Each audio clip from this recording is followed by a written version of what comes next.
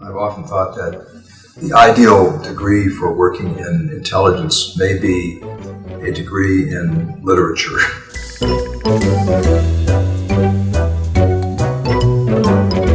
Literature is essentially about human behavior and human emotions, and so much of the judgments you have to make in the foreign affairs field are about those things.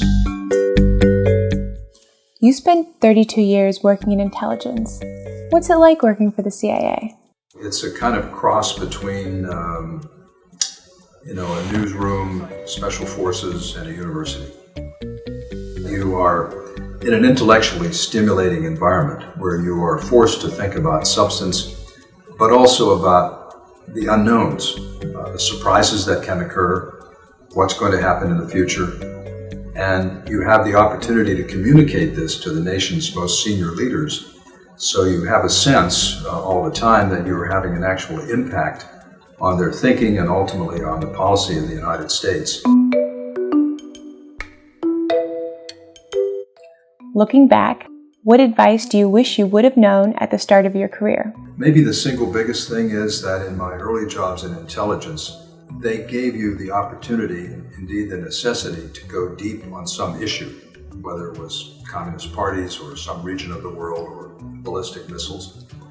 But the thing I wish I had had then was a greater breadth of understanding of foreign affairs in order to establish more clearly the context in which that specialty occurred. My advice to students here is, absolutely, develop depth in some field, whether it's a region or a functional issue, but pay attention to what's going on in the rest of the world too. Make sure your homepage takes you around the world every day, whether it's foreignpolicy.com or realclearworld.com or Foreign Policy Initiative, something that kind of forces you early in the day to take a look at what's going on in the world around the issue that you're most interested in.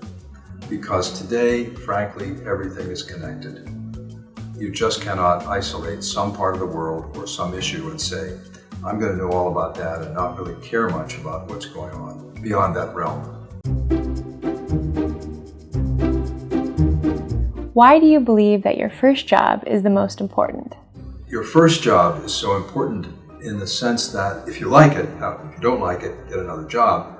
But if it's a job that you find suits you, it really sets the tone for your career because you start to make your reputation. In Washington, what's called your hall file is as important as what people write down about you in formal evaluations.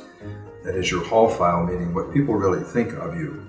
Typically, in Washington at least, and particularly in government jobs, what people notice is that someone understands their issue, knows their facts, works hard at it, and is reliable when it comes to communicating what they know, answering questions, providing service to those who need it. And if you get a reputation for that, because it's not all that common a skill, you stand out. Since your first job is how you develop your hall file, should students think hard about choosing their initial career path, or is it important to choose a variety of experiences? Whether you specialize or pursue a variety of experiences has to be answered by everyone on a very personal level. Thinking of someone who just retired from the State Department, who was the State Department's go-to person on all matters of nuclear policy and arms control. And because of that, you didn't make a move on those issues without consulting this person. On the other hand, people who can move with those and transfer their skills from one area or one problem to another and be quick studies, that's a valuable skill as well. So when something like 9/11 happens, all of a sudden you need a lot more people working on terrorism. So you need both types of people in Washington. Regarding failure, should you fail fast and fail forward, or tough it out and develop grit if you're not meeting expectations? When you recognize that something you're doing is not something that you look forward to getting up every day and coming to work to do, it's time to move. Work needs to be joyful, but in a way that you look forward to every day. And this is one of the reasons I liked my job in the intelligence world. I was never bored for a day.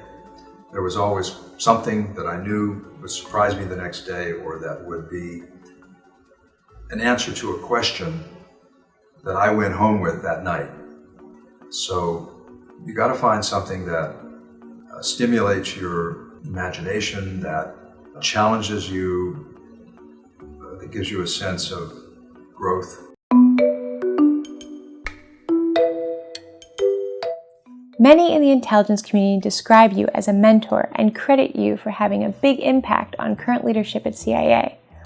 Why do you think you've had success as a leader and a mentor? I think everyone who has any success needs to mentor someone else, because chances are the only reason you've had some success is that someone has helped you. Leadership style is related to that. I don't have one leadership style. I believe that a leader has to use many different styles. At all times, you have to be, I think, a good listener so that you understand what's going on in your unit. You have to build a degree of trust with your people so that they will understand why you're doing what you're doing. You build trust fundamentally by being very honest with people.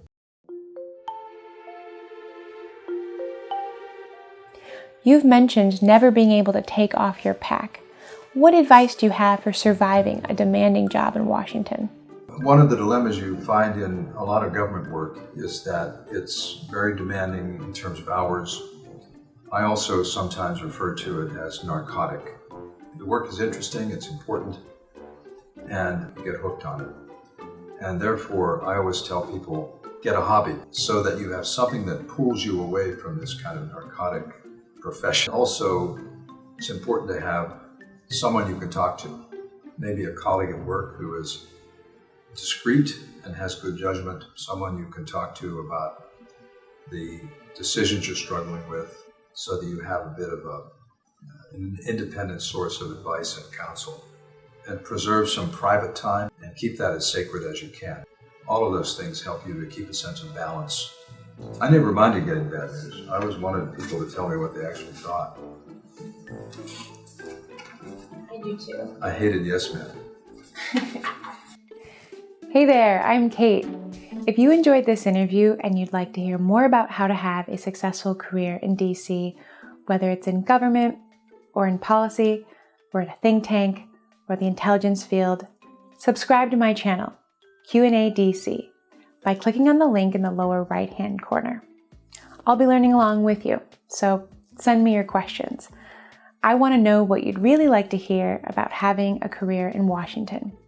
I'll be linking to a 2-question survey where you can let me know anonymously who you'd like to hear from and what you'd like me to ask them. Thanks for watching.